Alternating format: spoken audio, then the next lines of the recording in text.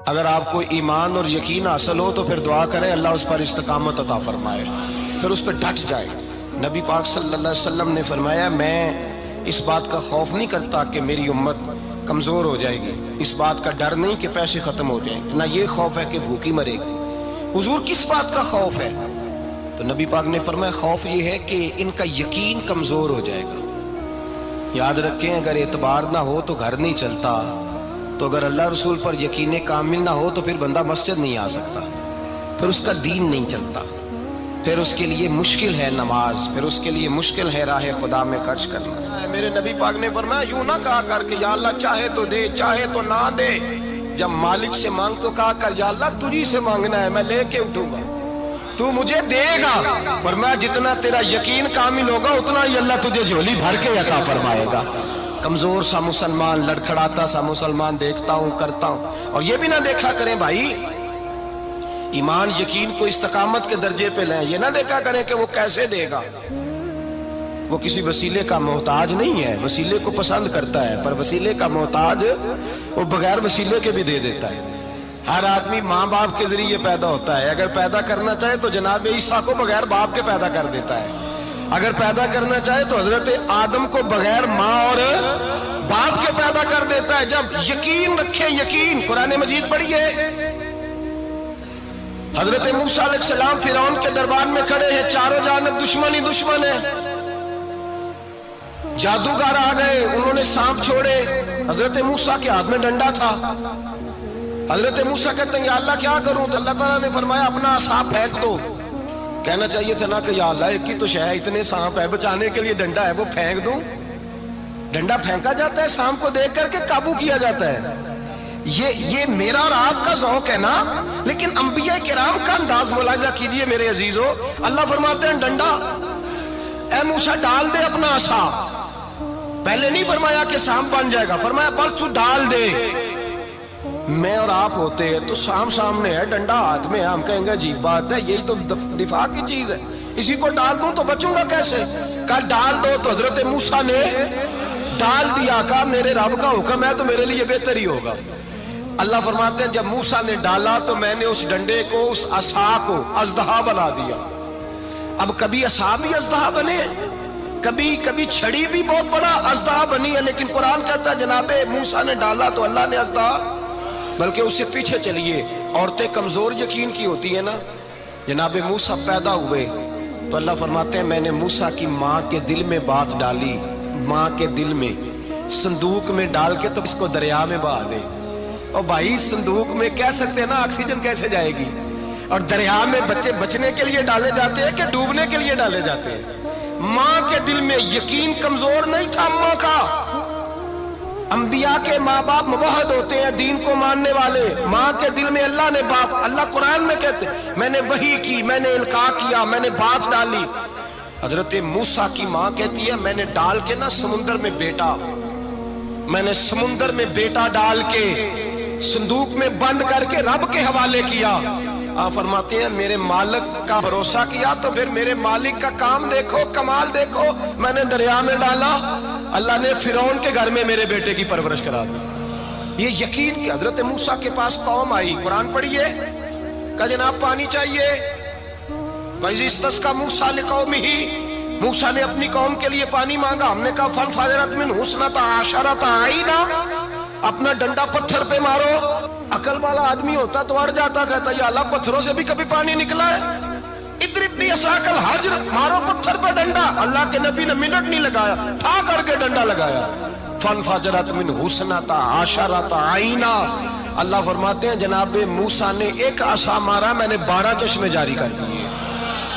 تو لے تو اللہ کرتا ہے، اللہ کہتا ہے پڑھ نماز روزی دوں گا، کہتا ہے سوچتا ہوں۔ اللہ فرماتا ہے آجا مسجد میں تیرا ہو جاؤں گا، کہتا ہے دیکھتا ہوں۔ رب فرماتا ہے تو میرے محبوب کی غلامی کر، میں تجھے محبوب بنا لوں گا۔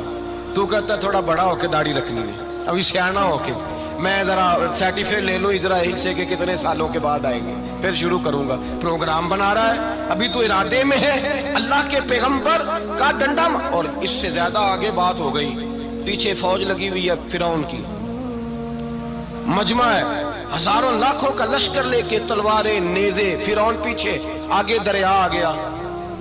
حضرت موسیٰ علیہ السلام کھڑے ہیں، اب کدھر جائیں؟ اللہ پاک نے فرمایا مارو ڈنڈا۔ کہاں؟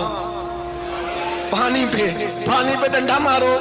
اب حضرت موسیٰ علیہ السلام پانی پہ ڈنڈا مارے تو پانی ابھرے گا، اس سے زیادہ کیا ہوگا؟ پہلے پتھر پہ ڈنڈا مروایا تو پانی نکلا، اب پانی پہ ڈنڈا مروایا، فَإِذْ فَرَقْنَا بِكُمُ الْبَحْرَ فَأَنْجَيْنَاكُمْ وَأَغْرَقْنَا آلَ فِرْعَوْنَ۔ اللہ فرماتے ہیں موسیٰ نے پانی پہ ڈنڈا مارا تو میں نے پانی میں رستے بنا دیے۔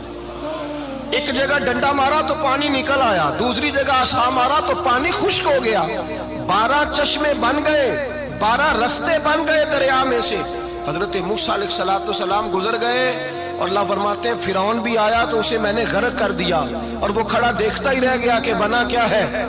جب یقین کامل نصیب ہوتا ہے، اعتماد کی دولت اللہ دیتا ہے، جب انسان کو یہ انشراح صدر ہو جاتا ہے کہ میری نجات خدا کے حکم میں ہے اور رسول اللہ کے قدموں میں ہے، جب اسے یہ انشراح حاصل ہوتا ہے تو پھر نماز کا لطف آتا ہے۔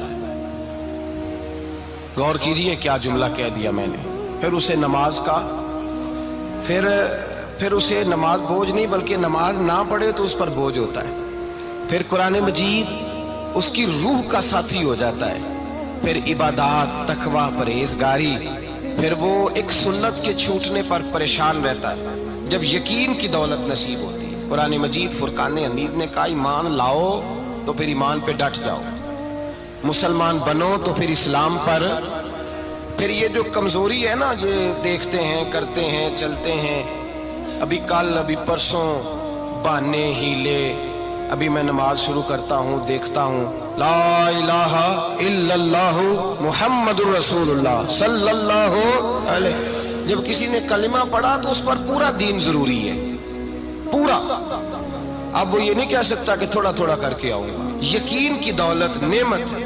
اللہ پاک قرآن مجید میں فرماتے ہیں ان الذین قالوا ربنا اللہ ثم استقاموا، جنہوں نے کہا کہ اللہ ہمارا رب ہے اور پھر وہ اس پر ڈٹ گئے، پھر اس پر وہ کہا تو ڈٹ گئے، کھڑے ہو گئے، نہیں اللہ ہی رب ہے، اللہ ہی دینے والا، اللہ ہی مالک، اللہ ہی ہمارا رازق ہے، رب ہی ہمارا سب کچھ۔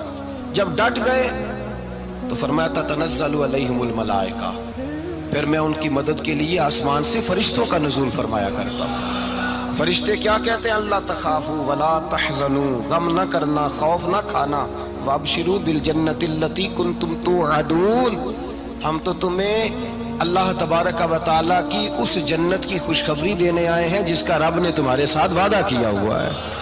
پھر فرشتوں کا نزول ہوتا ہے، لیکن شرط کیا ہے کہ ایمان لائے، اور پھر ایمان پر پھر یہ نہ سوچے کہ وہ کس طرح دے گا، وہ کیسے عطا کرے گا، وہ میری مدد کس طرح کرے گا، نظام کیسے چلے گا۔ ڈٹ جائے، کہے میرے اللہ کا حکم ہے تو میں نے حلال ہی کھانا ہے، میرے رب کا حکم ہے تو میں نے تھوڑے پہ ہی گزارا کرنا ہے، میرے مالک کا حکم ہے تو میں نے اپنی جیب دیکھنی یا دوسرے کی نہیں دیکھنی، میرے رب کا حکم ہے تو میں نے اس کی اطاعت میں رہنا۔ جب ڈٹ جائے گا اللہ کے احکامات پر، جب ڈٹ جائے گا تو اللہ فرماتا ہے پھر میں تیری مدد کے لیے فرشتوں کا نزول کروں گا۔